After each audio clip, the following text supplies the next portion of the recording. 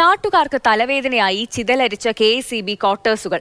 കോതമംഗലം പൂയപ്പട്ടി ജലവൈദ്യുതി പദ്ധതിക്ക് വേണ്ടി KSEB കുട്ടമ്പുഴയിൽ നിർമ്മിച്ച ക്വാർട്ടേഴ്സുകളാണ് ഇപ്പോൾ ജീർണിച്ച് നിലം പരിശാവാറായത്.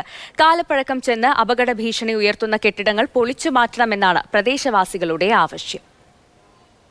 4 പതിറ്റാണ്ടുകൾക്ക് മുൻപാണ് കോതമംഗലം പൂയംകുട്ടി ജലവൈദ്യുതി പദ്ധതിക്കായി KSEB കുട്ടമ്പുഴയിൽ ക്വാർട്ടേഴ്സുകൾ നിർമ്മിക്കുന്നത്. ജലവൈദ്യുതി പദ്ധതിയുടെ ഭാഗമായി ഉദ്യോഗസ്ഥർക്ക് താമസിക്കുന്നതിനായാണ് ക്വാർട്ടേഴ്സുകൾ നിർമ്മിച്ചത്.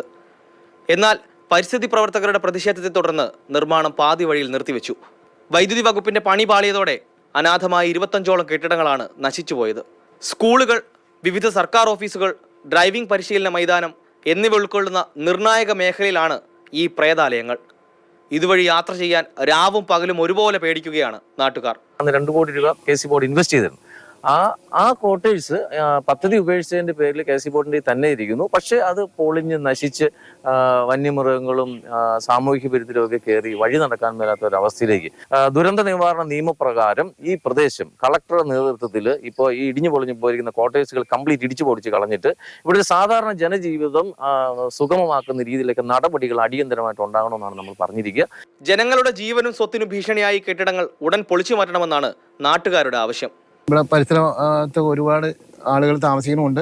അവർക്കൊക്കെ ശല്യമായിട്ട് വന്യമൃഗങ്ങളും സാമൂഹിക വിരുദ്ധരും പകലും രാത്രിയും ഭേദം പിന്നെ ഇങ്ങനെ ഇത് കണ്ട് ആർക്കും ഉപകാരമില്ലാത്ത ഈ ക്വാർട്ടേഴ്സുകളൊക്കെ പൊളിച്ച് നീക്കി കളയുകയാണ് നല്ലത്. ആ ക്വാർട്ടേഴ്സ് പൊളിച്ച് മാറ്റി ഞങ്ങൾക്ക് സൗകര്യപ്രദമാക്കണം. വഴി എല്ലാം വനമായിട്ട് കിടക്കുകയാണ്. ഞങ്ങൾക്ക് ഒരു കൊച്ചങ്ങൾക്ക് പോലും തന്നെ പോകാൻ പറ്റാത്ത അവസ്ഥയിലാണ്. ഞാനിവിടെ ഡ്രൈവിംഗ് പഠിക്കാൻ വേണ്ടി വരുന്നത്. അപ്പോൾ താഴെ ബസ് ഇറങ്ങിയിട്ട് ഇങ്ങോട്ട് ഡ്രൈവിംഗ് സ്കൂളിന്റെ ഗ്രൗണ്ടിലേക്ക് വരണമെങ്കിൽ നമുക്ക് തന്നെ വരാൻ പേടിയാവും. ഇവിടെ ഈ ക്വാർട്ടേഴ്സ് ഒക്കെ ഇങ്ങനെ കിടക്കുന്നതുകൊണ്ട് ഇവിടെ എന്നാ നടക്കുന്ന നമുക്കൊന്നും അറിയത്തില്ലാത്തതുകൊണ്ട് വരുമ്പോൾ ആരും ഇല്ലെങ്കിൽ അയലക്കത്തെ വീട്ടിലൊക്കെ കയറിയിരിക്കേണ്ട അവസ്ഥയാണ്. കൂട്ടുകാരും ഇല്ലാതെ നമുക്ക് ഇവിടെ നിൽക്കാൻ പറ്റത്തില്ല ഗ്രൗണ്ടിൽ. മാതൃഭൂമി ന്യൂസ്, കൊച്ചി.